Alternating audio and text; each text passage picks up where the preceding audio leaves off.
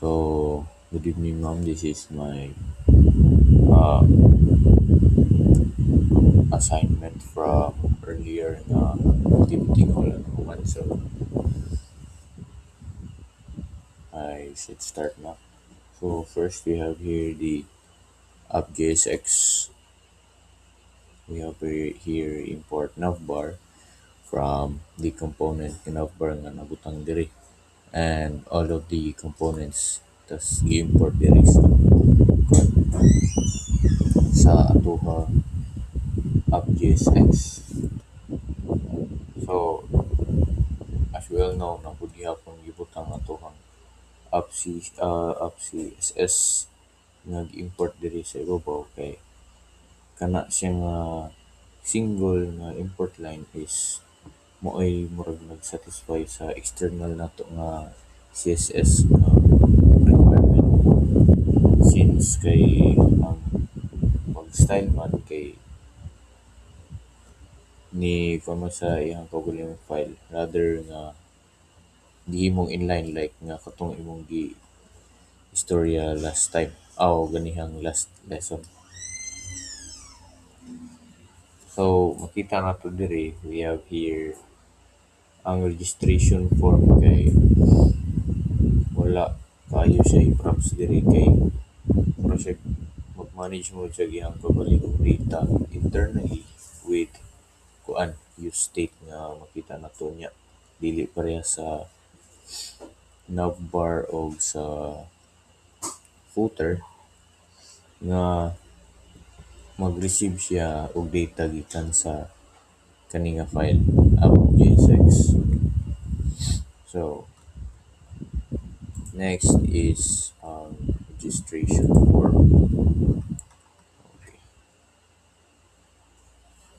So sa ako ang giingon ganiha nga nagamit ta og use state. So use state is maghatag ni siya og component memory nga form data nga madumduman niya mo sa imong gi-type sa every box. So every error madumduman niya og unsay sayop kung sumusama. So next is kani ang pag-handle change. So handle change kay mo na siya og kuan every free stroke mo basa na siya og input nga imuhang nausob or sa nakita nato diri is kaning name on kaning i-target.name niya na and say na type dito sa i-target na value mo update dayon siya sa tuhang form data mo mura siya nag kuan siya kana keeping the other three fields nga untouched using the kuan spread operator na form data. So next here is kaning function nga validate. So muni siya ang basic input nga validation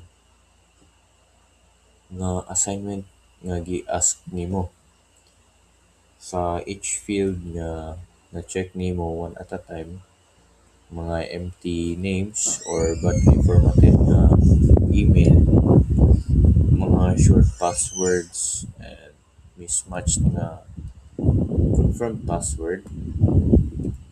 Ug unsang problema nga makita nimo is like ma-added siya sa mga new errors dayon ma-return siya.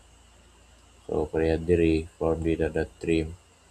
So kung wala kay kuan wala kay mabutang nga or name username mura na siya og kawas og error nga mo print og ingani. Same ra pud sila anig logic pero lain-lain sila og output. So like I said ganiha kung na short password ra mo kung siya, password is required or password must be at least 6 characters kung short ang password.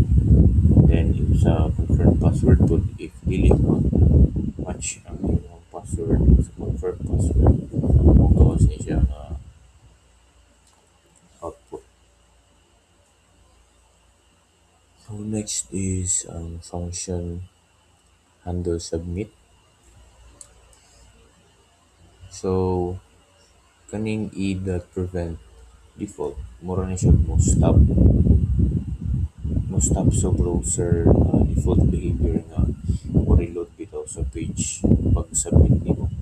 Then mo balik din siya then mo run din siya og validate, then save siya og kuan diri, then mo run din siya og validate dayon mo save siya sa mga any errors and makita ra ang kuan success if naagi mahuman o if wala gyud. So mo punay kuan object keys new errors length equals 0. So like meaning walay error nga object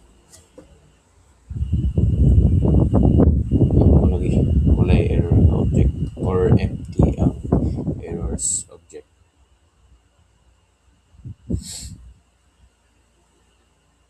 And basically kani siya kay i-return nimo ang makita nimo kay ang imong ngalan, like muna ni ang silbi ang pag-input sa like user input to make it short, user input na siya. And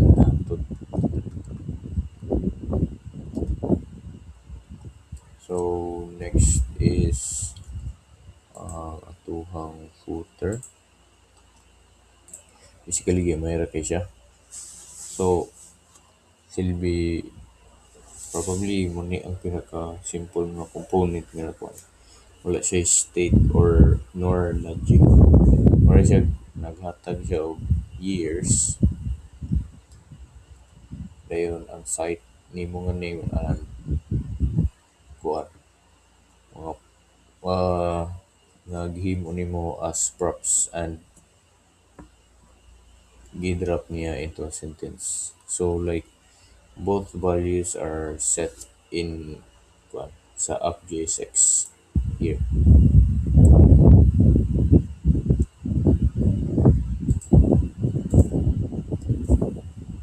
So mura siya immutable.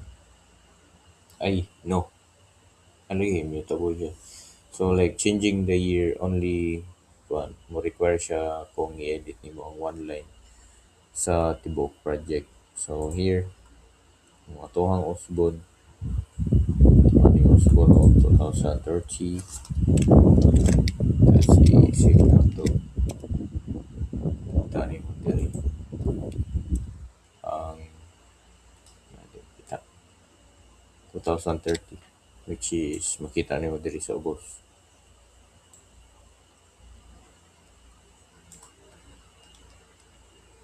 So next is ang button.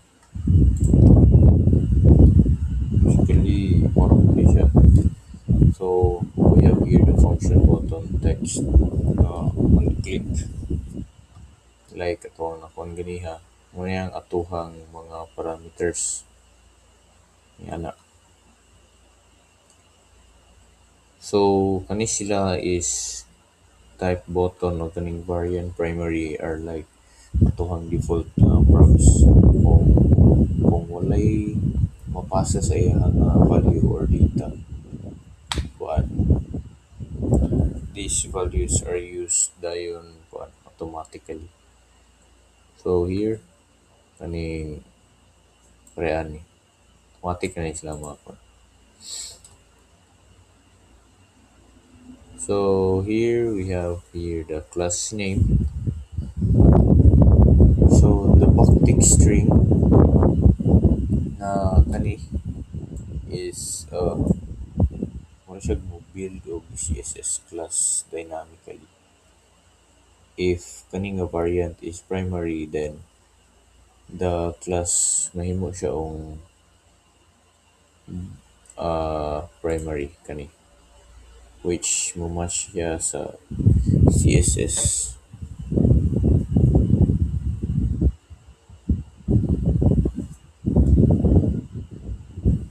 So last is the navbar.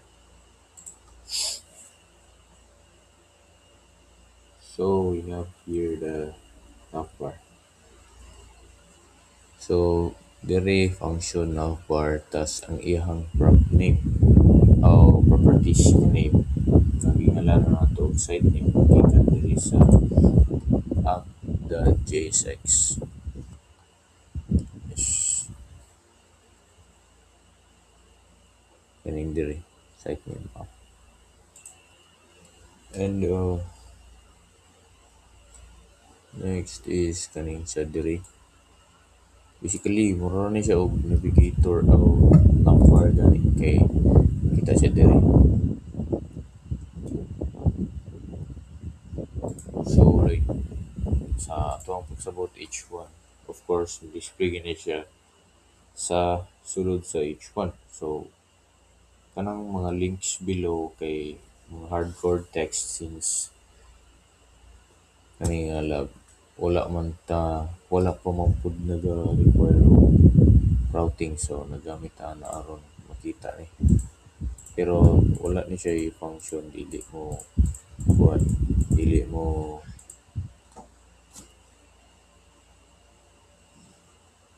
siya mo hatag og lain nga link.